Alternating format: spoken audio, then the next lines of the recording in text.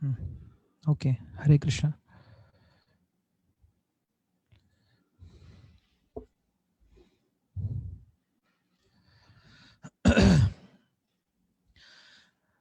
कूजन्तं राम रामेति मधुरं मधुराक्षरम् आरुह्य कविताशाखां वन्दे वाल्मीकिकोकिलं वाल्मीकेर्मुनिसिंहस्य कवितावनचारिणः शृण्वन् रामकथानाथं को न याति पराङ्गतिं यप्पिभं सततं रामचरितामृतसागरम् अतृप्तस्तं मुनिं वन्दे प्राचेतां समकल्मषं गोष्पदीकृतवाराशिम् अशशीकृतराक्षसं रामायण महामाला रत्नं वन्दे नीलात्मजम् अंजनानन्दनं वीरं जानकी शोकनाशनं कपीशमक्षहन्तारं वन्दे लङ्काभयङ्करम् मनोजवं मारुततुल्यवेगं जितेन्द्रियं बुद्धिमतां वरिष्ठं वादात्मजं वानरयूथमुख्यं श्रीरामदूतं शिरसा नमामि उल्लङ्घसिन्धो सलिलं सलीलं यशोकवग्निं जनकात्मजायाः आधाय तेनैव तदा कलङ्कां नमामि तं प्राञ्जलिराञ्जनेयम् आञ्जनेयमधिपाटलालनं काञ्चनाद्रिकमनीयविग्रहं पारिजाततरुमूलवासिनं भावयामि पवमाननन्दनं यत्र यत्र रघुनाथकीर्तनं तत्र तत्र कृतमस्तकाञ्जलिं बाष्पवादिपरिपूर्णलोचनं मारुतिं नमत राक्षसान्तकं वेदवेद्ये परे पुंसि जाते दशरथात्मजे वेदप्राचेदसादासीत् साक्षात् रामायणात्मन तदुपगतसमाससन्धियोगं सदुमतरोपणधार्तवाक्यबद्धं रघुवरचरितं मुनिप्रणीतं दशशिरहस्तवदं निशामयध्वं श्रीरामगवं दशरथात्मजम् अप्रमेयं सीतापतिं रघुकुलान्वयरत्नदीपम् आजानुबाहुमरविन्ददलायधाक्षं रामं निशाचरविनाशकरं नमामि वैदेही सहितं सुरत्रुमतले हैमे महामण्डपे मध्ये पुष्पकमासने मणिमये वीरासने सुस्थितम् अग्रे वाचयति प्रपञ्चनसुते तत्त्वं मुनिभ्यः परं व्याख्यान्तं भरदादिभिः परिवृतं रामं भजे श्यामलम्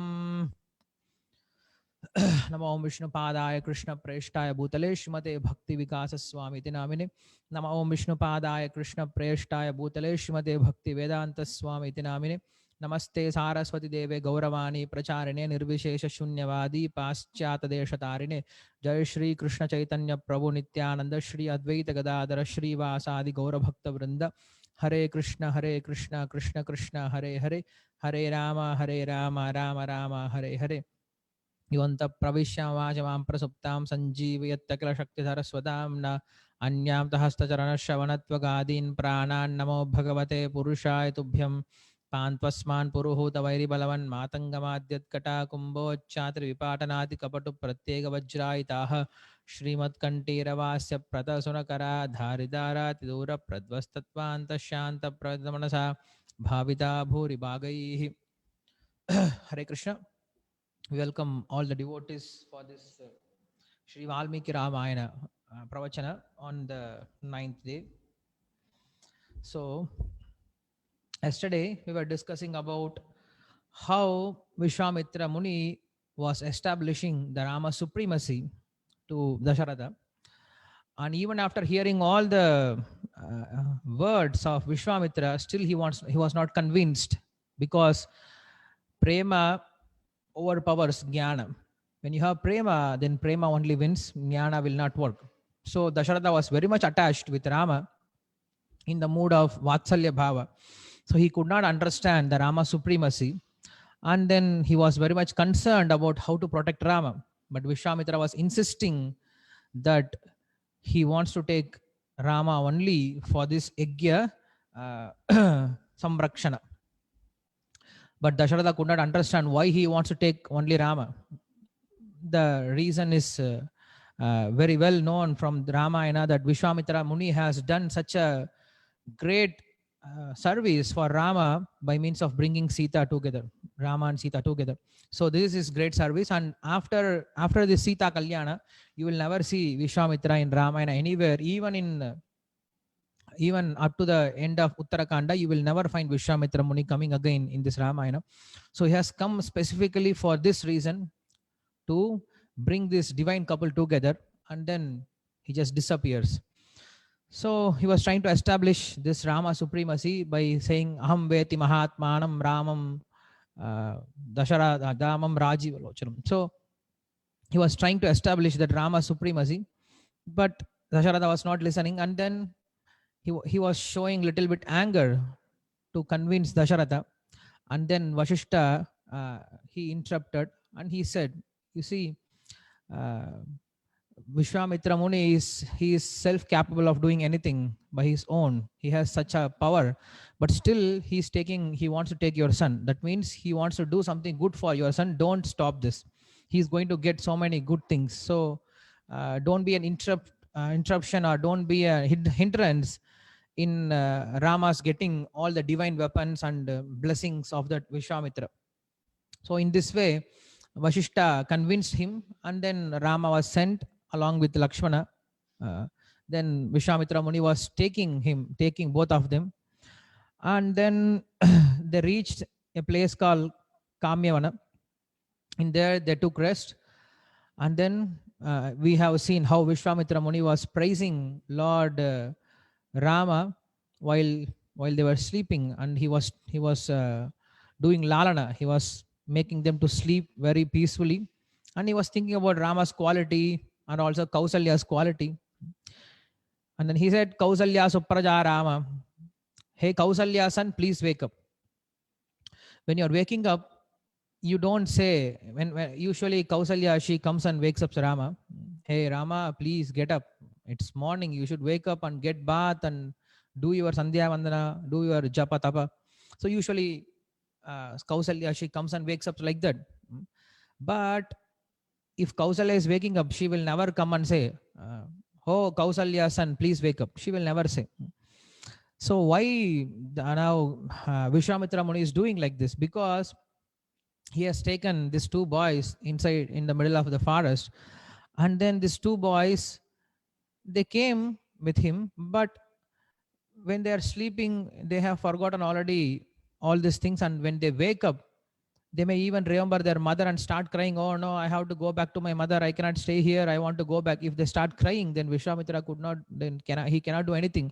So to make them understand that you are not in Dasharatha's palace, and I am not Kausalya, and you are with me, that is Vishwamitra. So please try to understand, you are Kausalya's son. So in this way, when he was addressing Rama as Kausalya Supraja, hey Kausalya's son, then Rama would have understood, okay, it's not Kausalya who is waking me up, and I'm not with Kausalya, I'm with Vishwamitra. So in this way, that Vishwamitra was very intelligently trying to wake up Lord Rama, and then Rama woke up, and then they took bath, and they started to walk to different places, and then suddenly they were crossing this Sarayu Nadi. This Sarayu Nadi is actually gliding down from Manasarovara, the Manasarovara, where from the Kailasha we get Manasarovara, and this Manasarovara lake is gliding down, is running through Ayodhya. So at last the Sarayu Nadi is getting mixed with Gangadhira, and then it ends in the ocean. So both of them, they were traveling along with Vishwamitra on the boat, and slowly they crossed Sarayu Nadi, and they reached Ganga, and then they reached the other side of that river. After reaching, they start to walk, and they saw a horrible forest, which is very dense, dark, and so many cruel animals, wild animals were there. So Rama was asking, "What kind of forest is this? It looks so horrible. And this forest belongs to whom? Why it is like this? And who stays here? I want to know." Then Vishwamitra starts explaining. Previously, it was in a very good condition. They were called Matsya Desha and Panchala Desha. But what happened once Indra was cursed, or he got this Brahmahatti dosha by means of killing Vritrasura. this we will find in Bhagavatam, all the story of Vritrasura. So during the war between Vritrasura and Indra killed Vritrasura, and Vritrasura is a Brahmana. So because he has killed Vritrasura, Brahmana, he got this Brahmahati dosham. Brahmahati dosham means killing a Brahmana, you get a sinful reaction.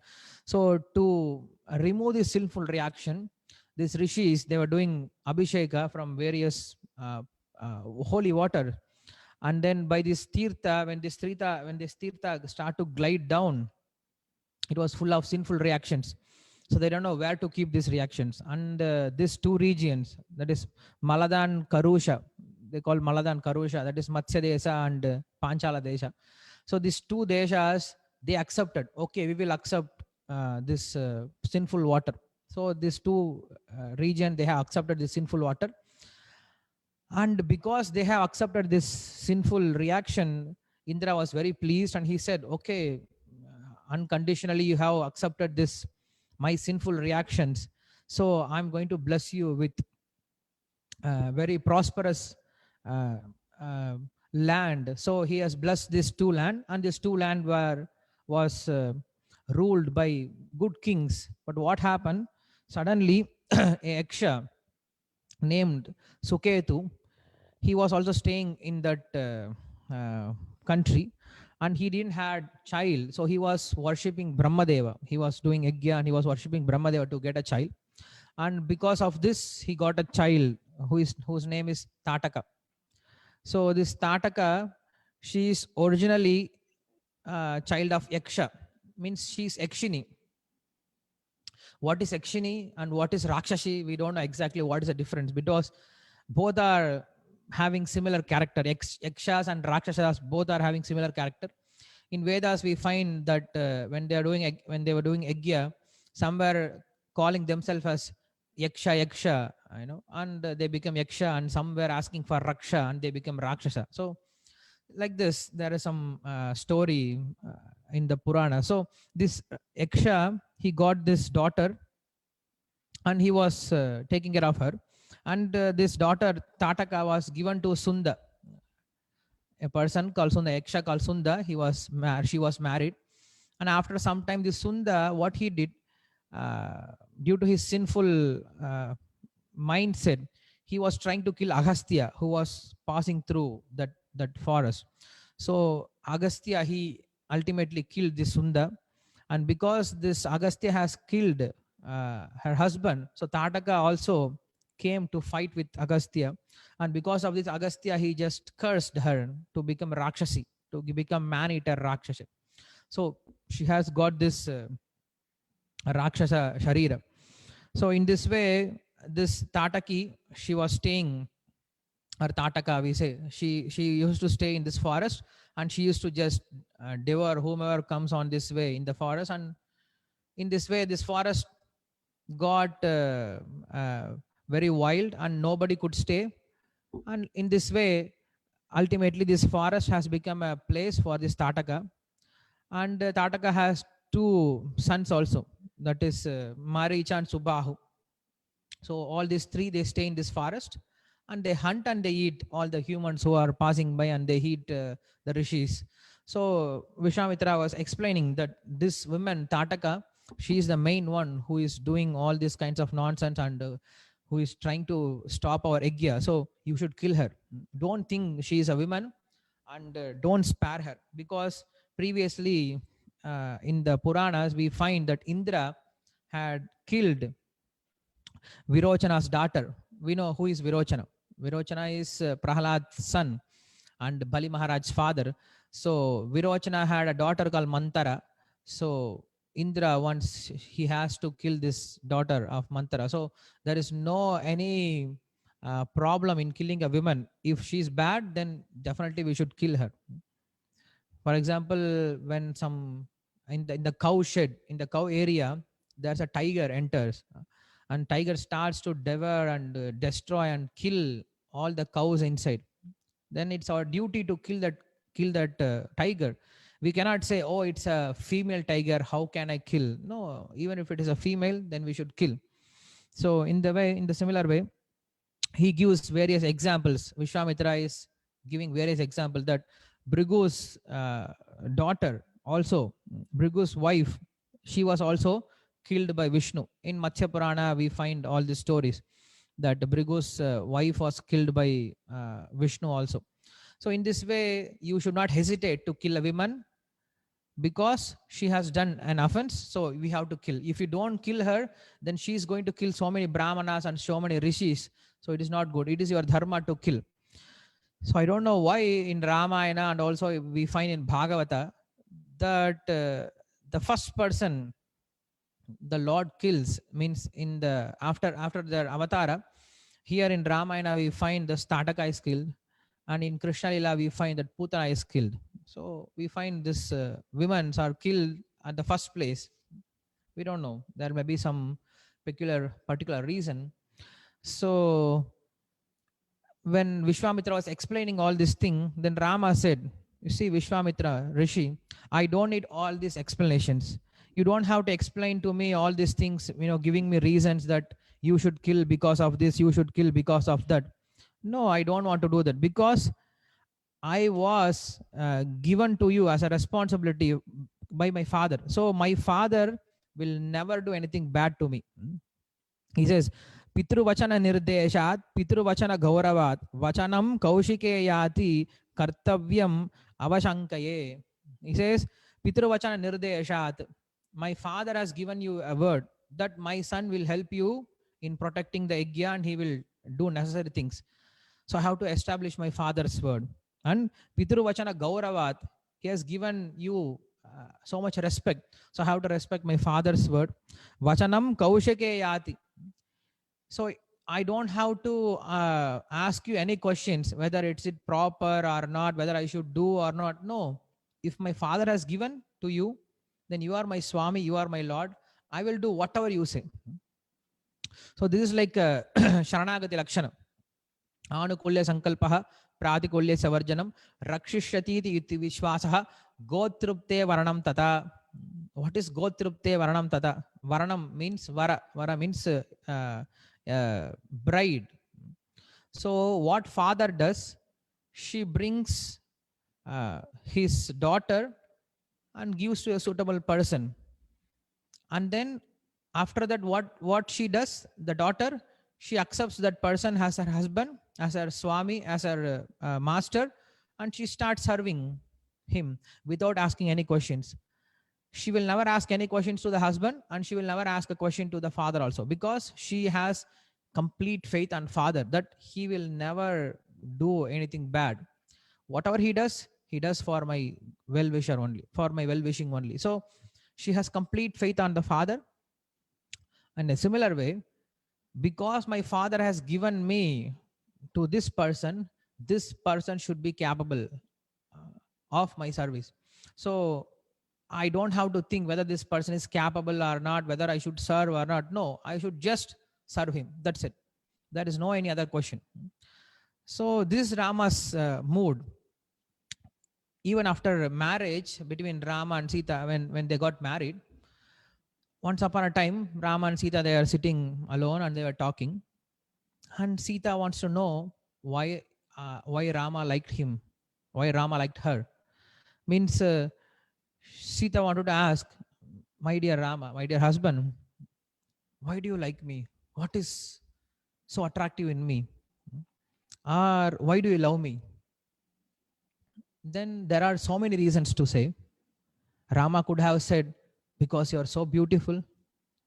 Rama could have said, "Because you are very chaste." Rama could have said, "Because you are serving me very nicely." Rama could have said, "Because you are merciful." Rama could have said, "Because you are Janaka's daughter." Rama could have said any reasons. But Rama has different reasons. He has different dharma. His dharma is completely different. Nobody can follow his dharma. His dharma is ultimate. We can just think about Rama's dharma and we can cry. Oh, my dear Lord, how I can become like you? When will I develop such a qualities? If you can think and cry like this, then that is called bhakti. If you want to follow Rama's activities, Rama's charitra, his character, then it becomes dharma. When you start thinking, my dear Lord, you are showing such a huge, such a high standard of dharma, but I'm completely fallen, I'm completely useless. How I'm going to follow you? How I'm going to uh, understand your character and imbibe that character? Thinking like this, when you start crying, when you start thinking about Rama's quality, then it becomes bhakti. So Ramayana, in Ramayana, you find this both things, dharma and jnana, means karma and bhakti. So all these two things always goes together. So when Rama was asked this question by Sita, Rama gave completely mind blowing answer. He said, because my parent and your parent have married us, so I like you. Hmm? What a boring answer. If you say like this to your wife, definitely there will be fight. Oh, then you don't like my beauty? Then you don't like my chastity? You don't like my service? You don't like my glorious birth? You don't like my characters? Just because my parent and your parent have come together and they have married us, so you like me? That is the only reason that you are liking me? That is the only reason you got married with me? So Sita could not understand. She didn't ask questions like this, but she could understand. It is above her knowledge. So she was asking, what does it mean? I don't understand. You see, I could have said different reasons. If I say your beauty, because of your beauty, I love you. I married you, or I like you very much. Then at one point of time, this beauty will go away.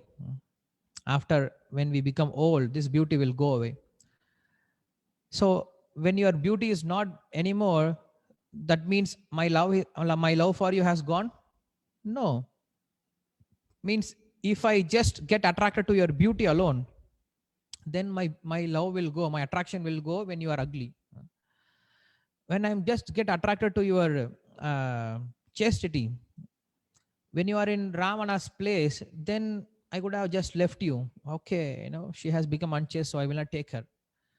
When I become attracted to your service alone, uh, then what happens? Sometimes you become sick, you cannot serve me anymore. So during that time, I will start hating you? No. So in this way, if I start examining all your external character and start to like you, then these are all very external. Why I like you? Because it is my dharma. My parent and your parent have come together and they have given me your hand. So I have accepted your hand, and because I have accepted your hand, it is my dharma to have affection for you and to maintain you. This is my first thing. This is my first preference. When you have this one, when you respect our parents' decision, when you respect dharma, then love grows by serving. Otherwise, if you start seeing external things, then there is no any love. This is what happens. This is what happening nowadays in modern age. What we are doing, we are trying to see the beauty, we are trying to see their different futures and get attracted. But what happened in the future, when time passes, slowly our attraction comes down, and then immediately there is separation, and there is divorce. All these things are happening. Why? Because they don't understand the basic dharma. That is, when you are married by elders according to shastras, then you should stay together. There is no any question of separation. So first of all, dharma should come, then love will come. So without dharma, love is useless. Without seva, just I love you, you love me, it is useless. This is what happening nowadays. People, they say I love you, you love me, but how long this love will stay? Until you satisfy me, until you don't disturb me, I don't disturb you. As soon as when they get married, what happens? Then they have to stay together, they have to serve each other, and there is no this service mood, there is no respect, mutual respect on each other, there is no dharma. That is, when you are married, if you're a grahastha, you should stay together. Whatever happens in your life, whatever happens, we should stay together. And husband should take care of wife, and wife should always serve husband. That's it. This is dharma of marriage. This is dharma of vivaha. This is the meaning of vivaha. When you don't understand this point, then what happens? Immediately divorce. When I'm not happy with you, when you're not respecting me, immediately divorce. When there is no sense enjoyment in family life, immediately divorce. When there is some little disturbance in family life, immediately we divorce. Why? Because there is no dharma. When you don't have dharma, then prema will not stay. Even in spiritual life, we should have dharma. Then prema comes. Like in circus, you could have seen the person who is walking on the rope. He used to walk on the rope, which is very highly tied rope. So he used to walk on that rope, and while he walks on the rope, in the below there will be a net between him and the ground.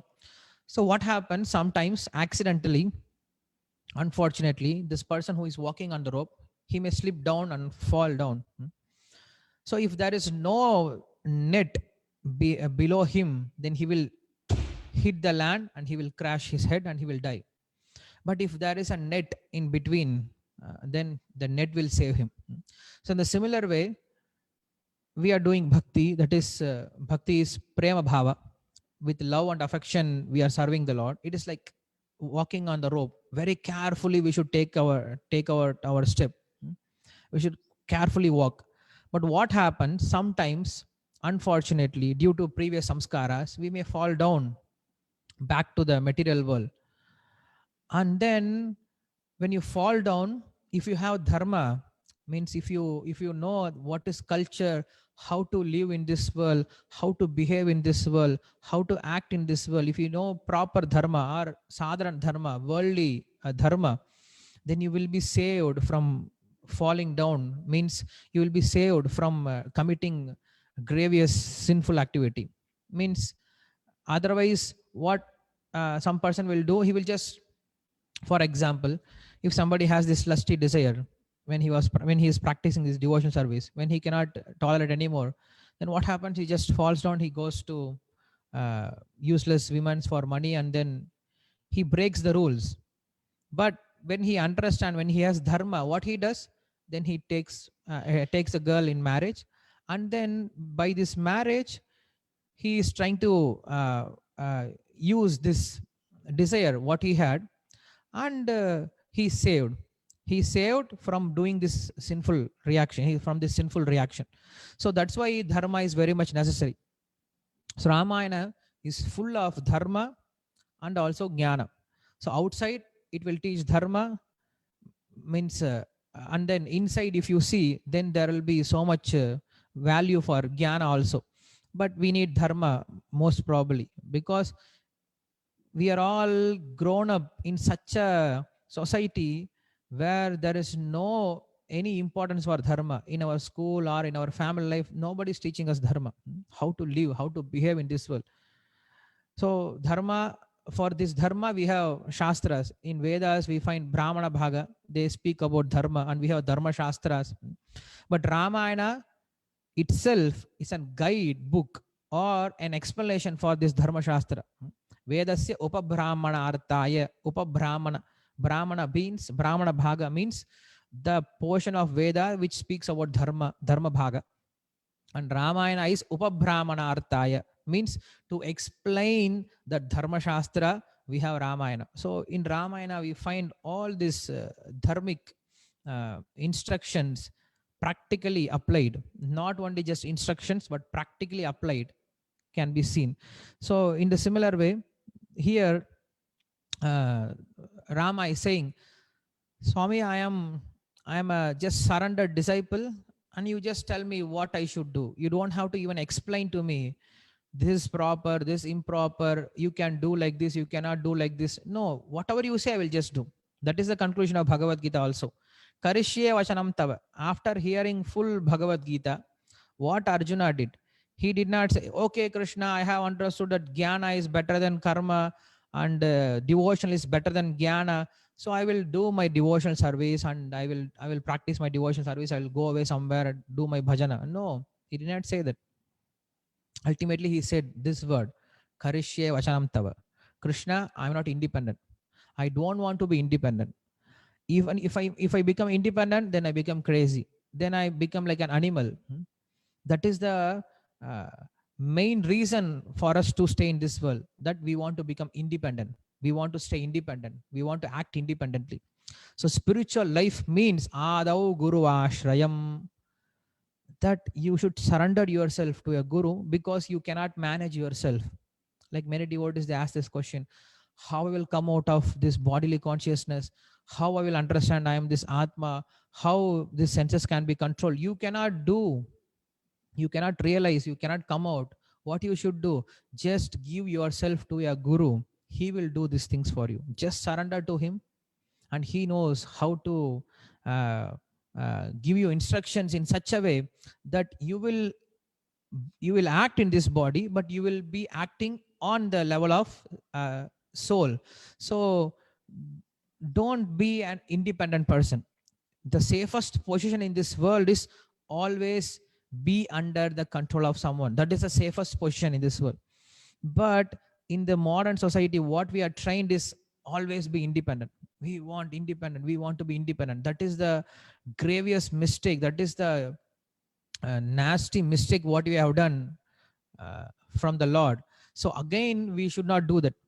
That's why Krishna ends this Bhagavad Gita, Sarvadharman Parityaja Mamekam Sharanam. Just surrender to me. I will take care of you. I will take care of you. Don't worry. So Arjuna did the same thing. Karishe Vachanam Tava. Please instruct me what I should do. That's it. Guru Mukha Padma Vakya Chittete Koriya Akya Arana Koriha Mane Asha. We sing every day. That the success in spiritual life is that when you surrender to a guru, and when guru instructs you, please do this. That's it. You don't have any other things to do in this world. You don't have to consider to do any other things. What our guru says, make it as your life and soul and start doing that. That's it. If you act in such a way, then you will be successful both materially and spiritually also.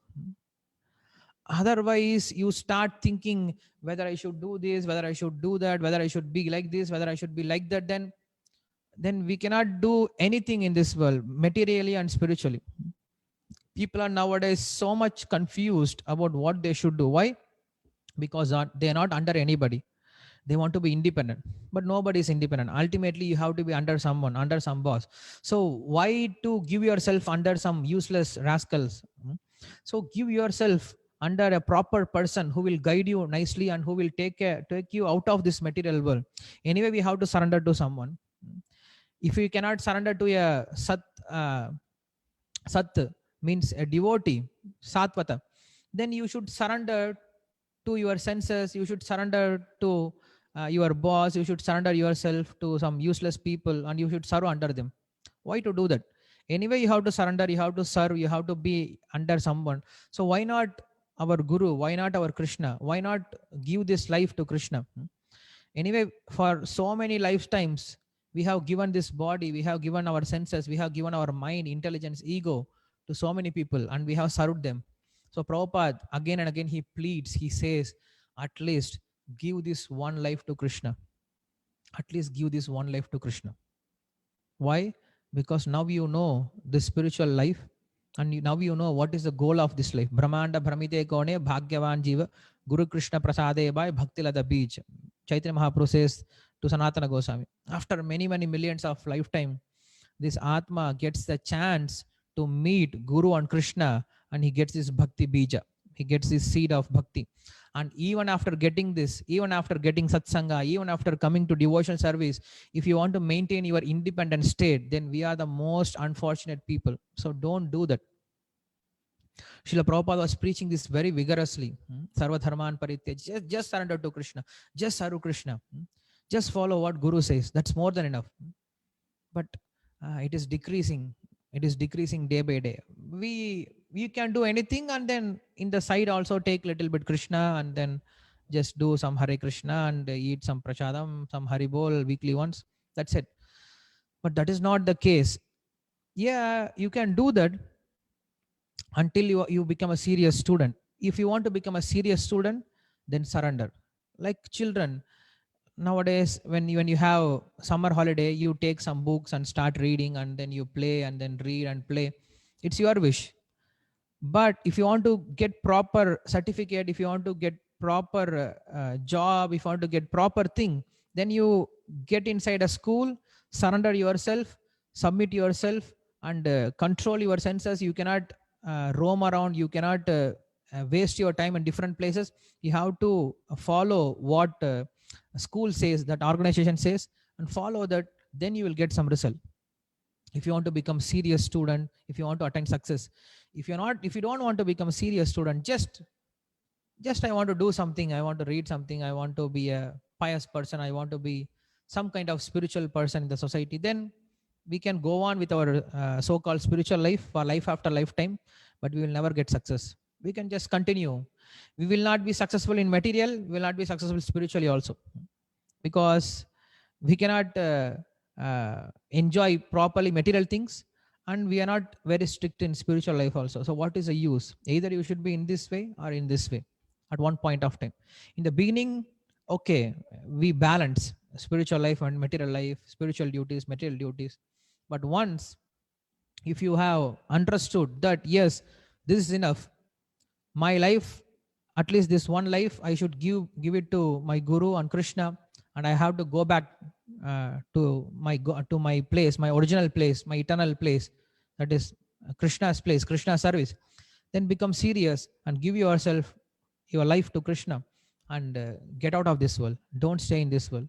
uh, don't try to manage in this world that okay, by this arrangement and that arrangement I can survive, I can be happy in this world. No, don't do that. So anyway, so here Rama, he says, I'm completely surrendered to you. You do. You say whatever you want to say. I don't hesitate. So then what happens?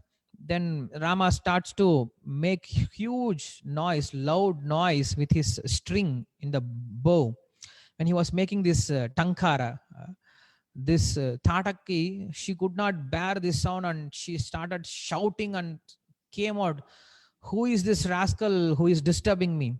I know only this Vishwamitra Rishi. He used to go this and he used to pass this path. Now some rascal has got courage to disturb me. I'm coming out to kill you. So in this way, she was shouting, and with huge form, with red eyes, and with black like smoke, her body complexion, with this terrible form, horrible form, she came outside. And as soon as Rama saw her, he was informing to Lakshmana, hey Lakshmana, you see this, you see this Akshi, how powerful she is. It is impossible for a human, normal human being, to even to see her. Even by seeing her, the normal person would have died. She's looking so horrible, so terrible, so fearsome. So how much powerful she is. He was praising. That is Rama's quality. Rama always sees some good qualities in a person. Even if there is some small good quality, he will try to make it big, and he will try to encourage that person. Even if he sees that hundreds of bad qualities in you, he will just oversee them. Even if you go and submit yourself, Rama, sorry, I have done this mistake, he will say, oh, you have done really, okay, I didn't know, okay, next time you don't do this, like that. He will not even consider your mistakes. But even if you have one small good quality, uh, Sakrateva prapannaya tava asmi iti ajate avayam sarvabhutebhyah dadami etat vratam mama. This is the Charma Shloka of Ramayana. Sakrateva. Sakrat eva means even once, not every day, not always, even once. Sakrit eva. What is it? Prapannaya means you surrendered. How do you surrender? Not by body, not by your mind, just verbal. Just vachika kainkariam. What do you say?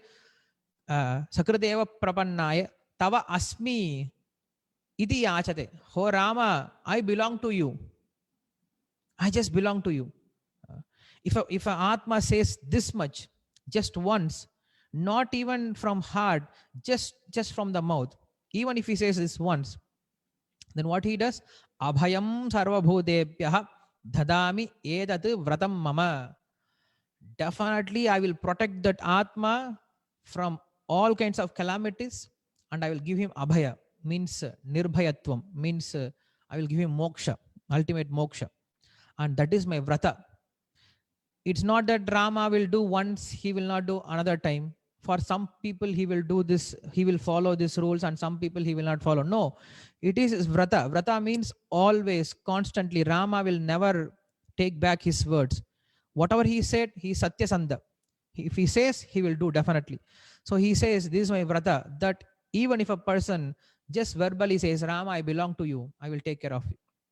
So that is the quality of Rama. Even if he sees one good quality, he will save that person. So in the similar way here, Rama is like glorifying this Tataka to Lakshmana, and he says, okay, I'm not going to kill her, I'm just going to cut her nose and ears, and I will make her a little bit fearful, and I will leave her. So Lakshmana was hearing this, and he did this to Surpanaka in the future. But she what she does, she was picking up huge stones, and she was throwing on Ramachandra, and Rama, he could easily break them all into pieces by his bana, by his arrows. So both of them were fighting very vigorously, and Lakshmana and uh, Vishwamitra, they were just gazing, and they were looking at wonder how Rama is fighting. So Rama was showing so much ability, so much expertise in fighting. Whatever she does, whatever she is throwing, and immediately he just breaks that rocks, and then he makes into pieces. And then she used to shower so many huge stones, and when stones are completed, she used to uproot a full tree, and she used to throw it on Rama, and Rama could break it very easily.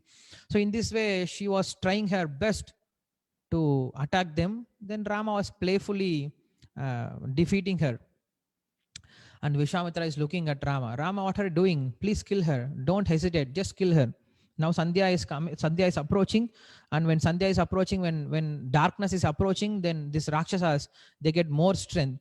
By her siddhis, by her tapasya, she will get more strength. So just kill her. Don't wait. Then as he was saying, Rama, he broke both of her arms. Rama cut her arms, and without arms, she was shouting, she was making such a horrible huge noise, roaring noise, and she was coming towards Rama, Lakshmana, and Vishwamitra to swallow them with huge mouth opened, and she want to eat them. Then as soon as Vishwamitra, he saw, okay, Rama, now it's a time, please kill her.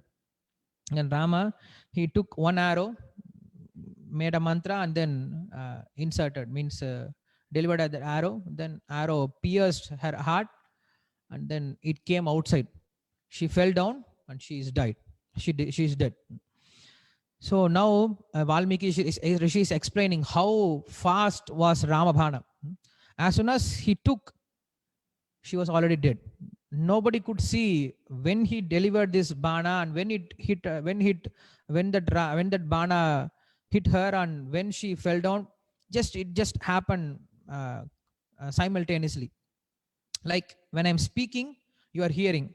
It is not that I spoke and then after half an hour you start hearing my words. No, as soon as I speak, you can hear. So that is the power of, that is the speed of Ramabhana. As soon as it is delivered, it finishes. It does the purpose of its deliverance. So in the similar way, Ramabhana went very fast, and then it killed. So Rama and Surpanaka, both of them, they were looking dark, but this dark of Rama was cool, and it was very pleasing. And that dark, it's like a darkness in the night time. In some village, in city you don't find that. In village, when there is no street lights, when there is no much electricity, some people, they used to go outside for some purposes, and when they're going outside, behind them some shadow will follow, and when they are nearby some wall, they see a shadow, just like him, and immediately they become scared, they become afraid, they start shouting, maybe they consider it as a ghost. So but it is just shadow. and by looking at the shadow you become very scared. So this Surpanaka, she was just this Tataka, she was just like the pinch dark shadow. So when you see her, you become scared. So in this way, this Surpanaka, this Tataka was killed, and then it is said that the arrow passed by, came outside, and fell down, and Surpanaka also fell down. So usually Ramabhana never pierces and comes outside, because I have said that Surpanaka is like a pinch dark in color. Don't think she was very light, because darkness is very light, means very soft. So don't think this Tataka was very soft. No, her heart was just like a diamond mountain. Diamond is very difficult to cut. It is very hard. It is the hardest element, so hardest metal. So if you have a mountain of diamond, then how hard it is to pierce that mountain. So that much hard this Tataka's heart, but Ramabhana pierced that and came outside. But usually Ramabhana doesn't come outside. In the Vali Vada, we see when Vali was hit by Rama's arrow, Rama was just walking by, and then this Vali, he took that arrow because it just stayed in Vali's heart. He just took out that arrow, and in that arrow, the name is written Rama. In each and every bhana of Rama, the Rama's name is imbibed, is written Rama. So this Vali, in the deathbed, he takes this arrow and chants Rama. As soon as Rama heard this, he came back. He didn't go away, because at the time of death, if somebody is chanting Rama Nama, then he cannot go. He cannot simply go like that. He knows if he comes, Vali will definitely will start cursing, and he will start speaking so many nonsense things. But still, Rama came there. Why? Because sometimes Rama does this. Like you have injection. When Ramanama doesn't go through your mouth, when Ramanama doesn't go through your ears, when Ramanama doesn't go through your eyes, when Rama's anything, Rama's quality, name, fame, qualities doesn't go through your senses, then Rama does by giving you injection. So this is like an injection. He just pierced her. But there are some unfortunate people like Tataka. Even this injection is useless. This pierced and came outside.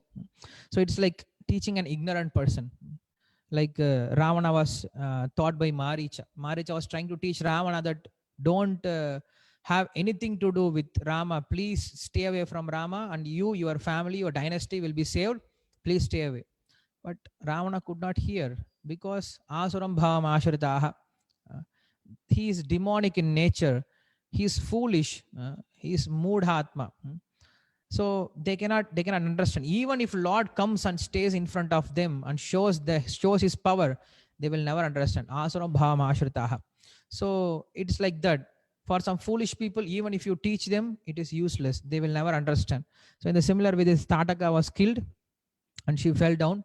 And after this, all the demigods, they appeared and they glorified Rama, and they were explained to Valmiki Rishi, this Vishwamitra, please introduce us to Rama.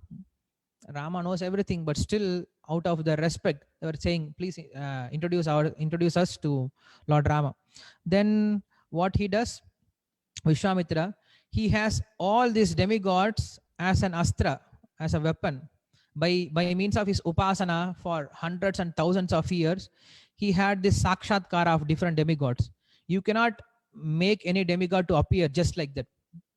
Demigods, they have different mantras, and you have to do this avriti, you have to do this japa, tapa, you have to do so much tapasya, so much meditation, so much sadhana to get the sakshatkara of a particular demigod.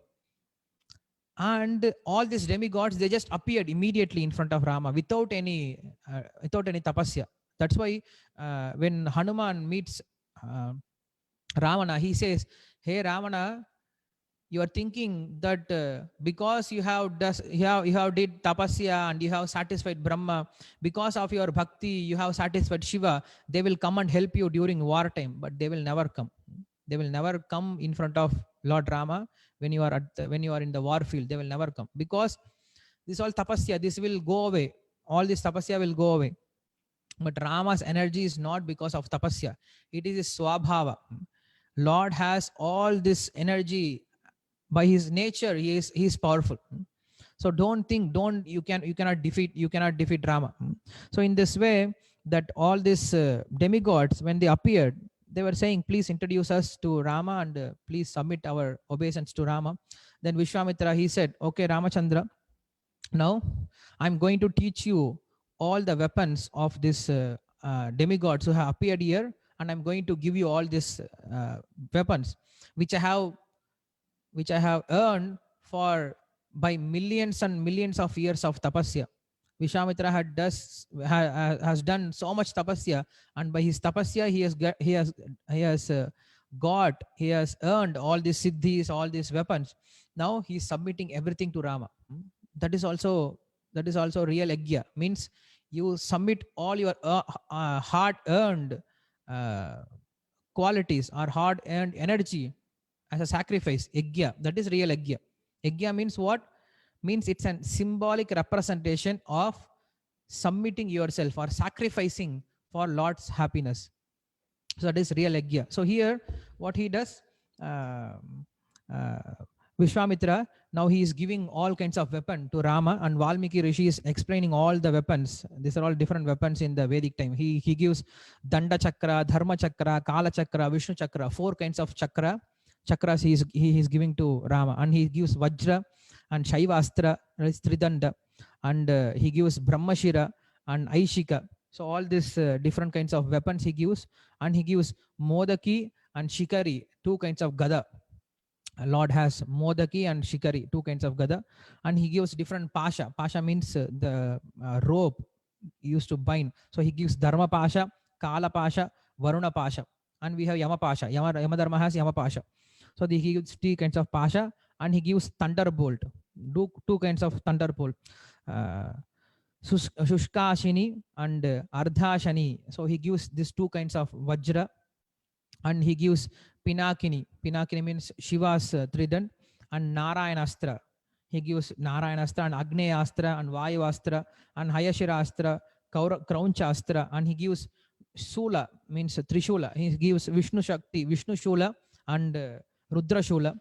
And also he gives Asura's weapons also, not only demigods weapon, he has many Asuric weapons also. So like Kankala, Mushala, Kapala, Kankana. So all these different kinds of Asura weapons he gives, and he has weapons from Vidyadhara.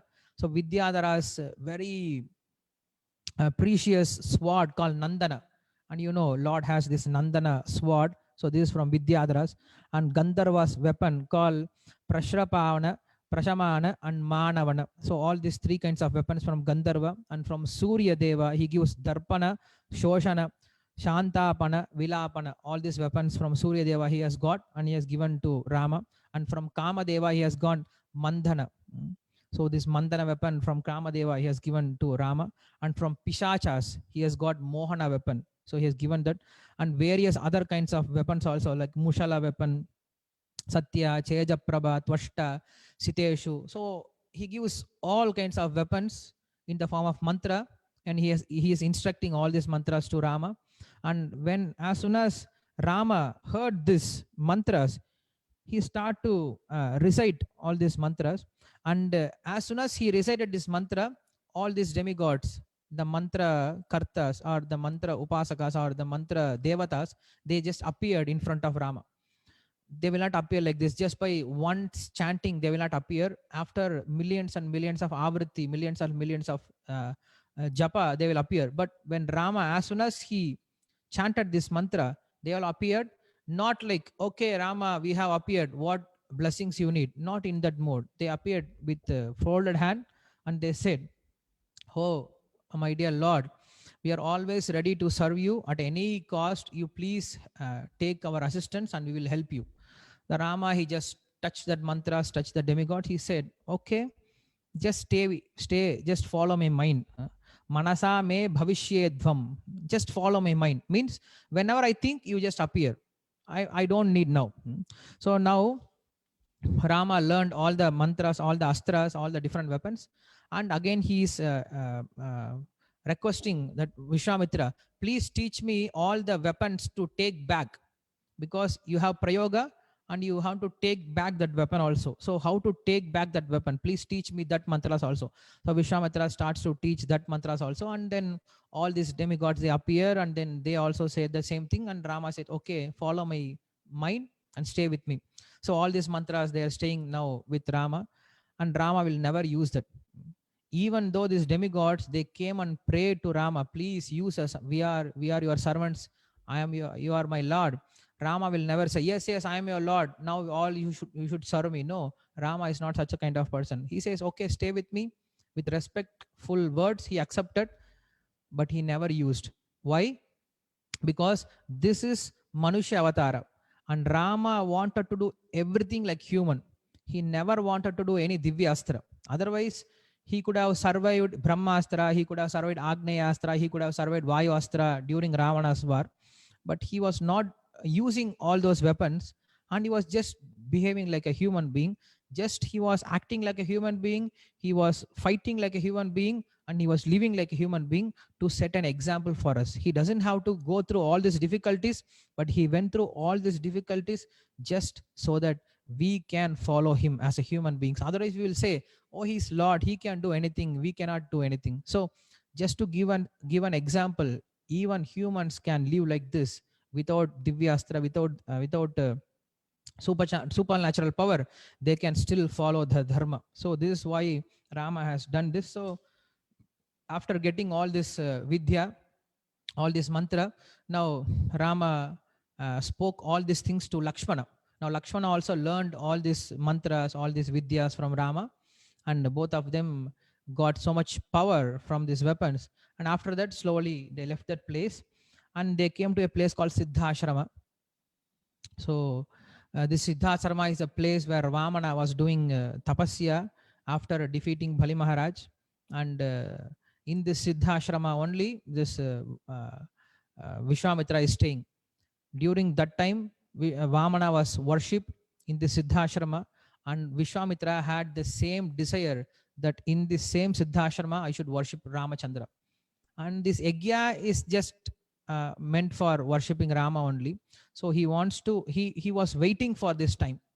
I want to bring Rama to the Siddhashrama, and I want to worship Rama in this place. So with this motivation, he brought Rama here, and now Rama is ready for this Yagya purpose. So already it is 6 o'clock, and I'm going to stop here. And if you have any questions or comments, you can always give us a message. And next week we will again continue with Rama's protection of this Yagya, and also how Ganga Devi descended to this world, and how Kartikeya appeared, means how Subramanya Swami Kartikeya appeared from Uma Devi. So all this charitra we will hear next week, and I will end here. Shri Valmiki Ramayana ki jai, Shri Valmiki Rishi ki jai, Srila Prabhupada ki jai. Hare Krishna.